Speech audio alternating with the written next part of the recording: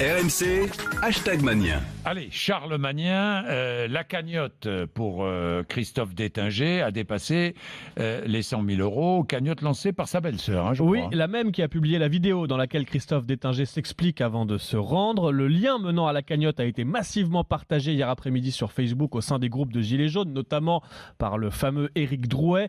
Plus de 6 000 personnes ont participé. Le compteur affiche ce matin 113 000 euros. Ça fait un don de 17 euros par personne en moyenne.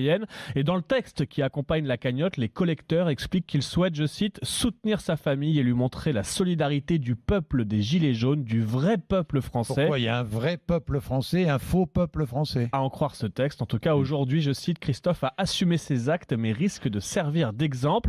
Et dans les commentaires, les donateurs affichent clairement leur soutien et pour certains justifient la violence. Mais à l'inverse, sur Twitter, beaucoup d'internautes s'insurgent contre le procédé. 100 000 euros pour tabasser les forces de l'ordre, c'est un scandale, dit l'un. Il faut que je tape sur qui pour avoir droit à une cagnotte litchi, moi aussi, demande un autre.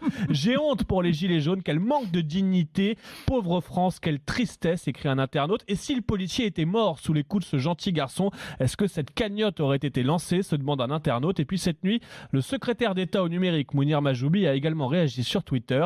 Apparemment, ça rapporte de frapper du policier. Quand l'attrait de l'argent vient s'ajouter à la haine et à la violence, je n'ai que du dégoût. Tout le monde doit être responsable. Cette cagnotte est indigne, écrit Mounir Majoubi.